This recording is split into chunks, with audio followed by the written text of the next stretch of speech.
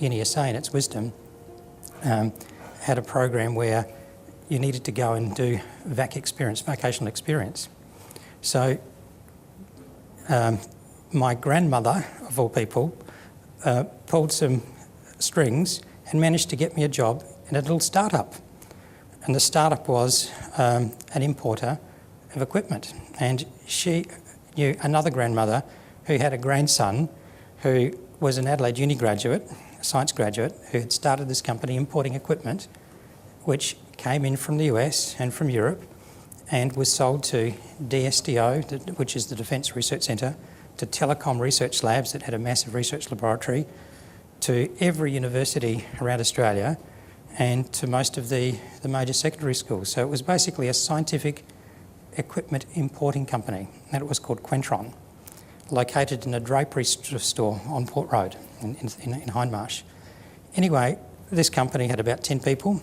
I came in as a young, snotty-nosed engineering student who really knew nothing, and my job was to fix things that broke down.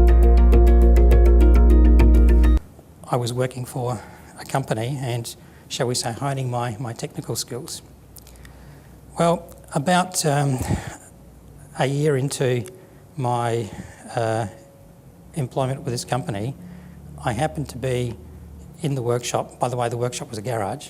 I happened to be in the workshop on the wrong day because the service engineer who was meant to be there, who got the good jobs of travelling interstate and overseas to fix things, we did actually fix equipment in Singapore and Thailand, I happened to be in the wrong place at the right time. The technician was sick and some doctor rang up from Sydney to say that his ophthalmic laser was broken.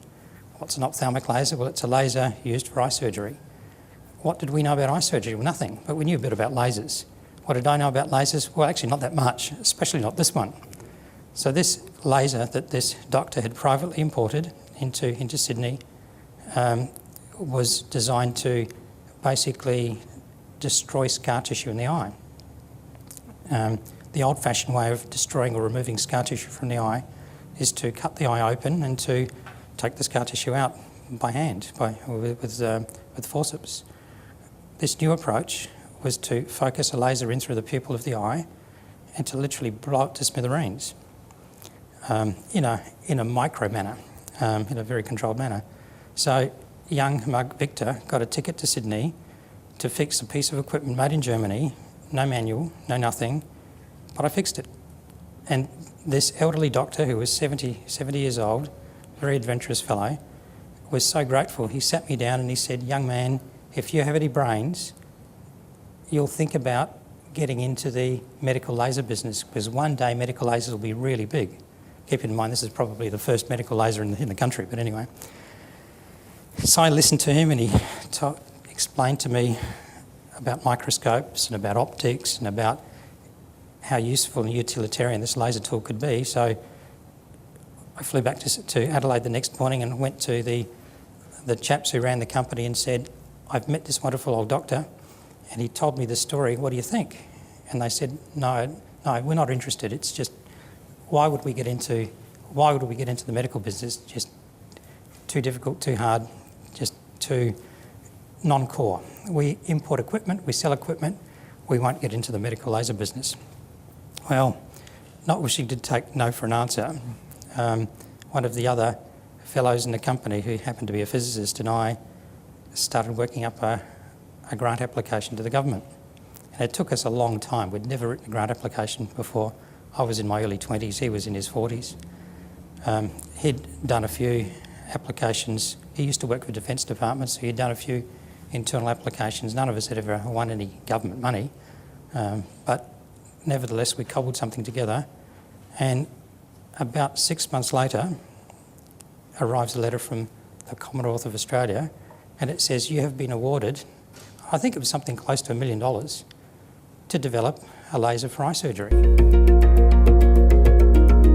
A chap called Doug Costa, who was the Professor of Ophthalmology at Flinders, he knows a bit about lasers, he knows a bit about optics. Why don't you go talk to him? So this young mug rang Doug, cold call, and said, "Professor Costa, you don't know me, And before too long I had an audience with him, and he loved the idea of the project, and he said, well, why don't I give you some lab space here at the university, and why don't you set up your little project here? And that was just unbelievable. I mean, for a professor to take that sort of a risk, and I don't know how he managed to pull some strings and do it, but he basically managed to get us a lab, some lab space in the School of Physical Sciences, which wasn't quite in his department. It was down the road from his department. And that was the environment in which we developed our first piece of kit. And the beauty of that was that we were able to we were able to wheel it down the hill, past the lake, into his department in the med centre, and we put it in front of his clinicians, and they'd look at it and say, well, why would I use one of those? You know, that's not going to work, is it? So we very quickly got user feedback, and it was a fantastic environment to hone and improve. And by the way, we also had access to the biomedical engineering department down in the bowels of the hospital, who would say, oh, well, if you want it to survive in the battlefield environment of the hospital, you have to change this. So we got them on board. So it became a little project run by a private company, although the private company was more like a private university, helped by a very, shall we say, very progressive professor who took us under his wing and told us that we could have access to any department that we wanted to, and if anyone gave us a hard time, just use his name. So we did. One of the things which I think I did right was, at the very beginning, I went for a trip around the world and visited a trade show and visited the professor's contacts of research labs and, in fact, even other companies that were making similar equipment. And I interviewed them and I saw what they did. By an interesting coincidence, a group of venture capitalists in the early days of venture capital in South Australia coincidentally invested in a technology that they paid a research group a very tidy sum of money to develop a product specifically for this procedure, and they brought that product into Australia, and their plan was to set up a business building this new product. It was a related coincidence that we set up in the same town. So basically there was a rival group. The rival group built took the prototype to the same professor that we were working with, and this professor was completely unbiased. He looked at it and he said, well, that's complete rubbish, it's just not going to work.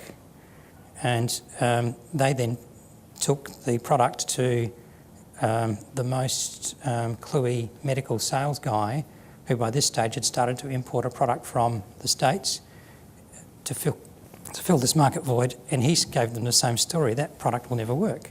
So in the end, the venture capitalist acquired our little fledgling company and gave us the product that didn't work, and I had a research grant that I could spend some resources to develop a product that did work.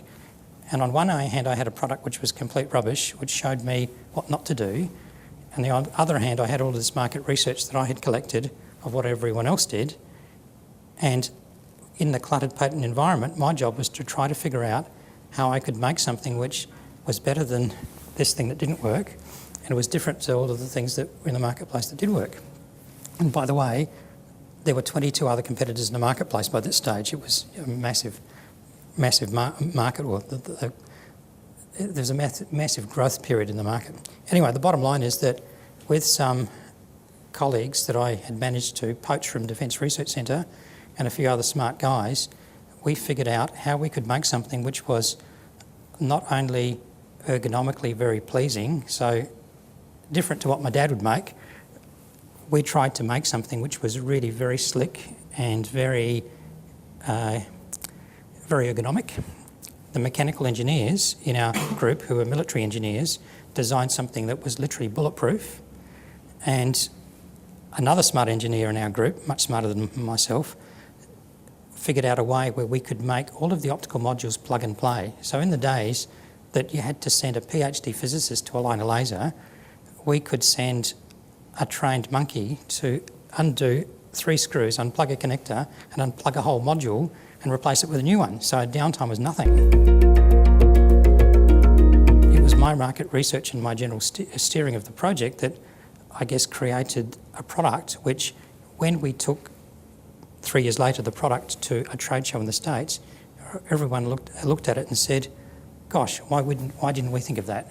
So it was differentiated enough from all of the other products, and it was so sleek and so slim and so miniaturised and configured in such a way that everyone instantly loved it.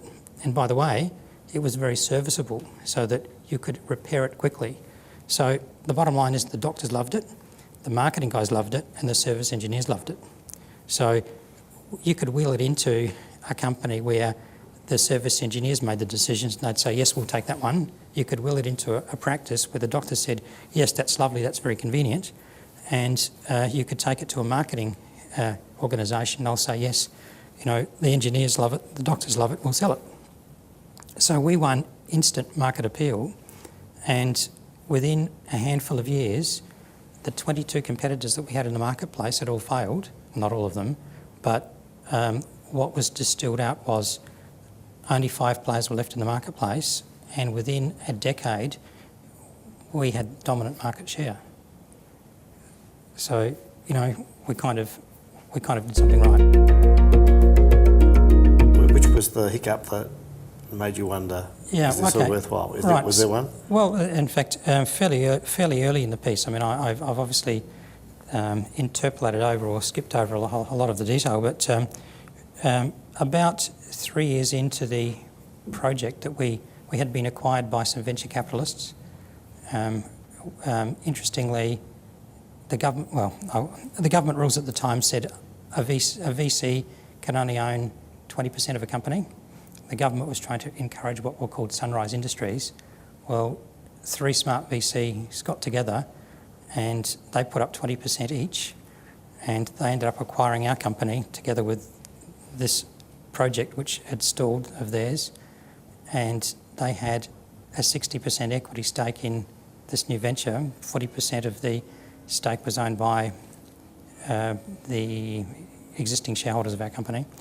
The bottom line is they had full control, so they put a bloke in charge and everyone got demoted by a level or 2, and they went to the market and raised a whole lot of money. They called the company LaserX, and they raised $5 million, and within a couple of years they'd burnt the $5 million on helicopters and speedboats. And no, not really. They basically burnt money in all the wrong places, and within a couple of years the company had basically gone into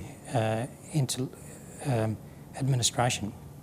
The State Bank was a major creditor, and the State Bank basically called for the company to be wound up, appointed a receiver, and there I was, a young engineer, or the lead engineer in a company that had developed a marvellous technology that was ready for market, and I saw layer upon layer above me disappearing as the receiver went through and liquidated the assets of the company.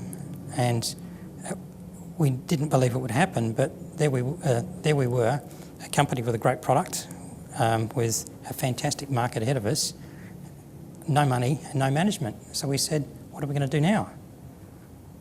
So we scratched our heads and said, well, gosh, if no one else is going to do it, we better do it.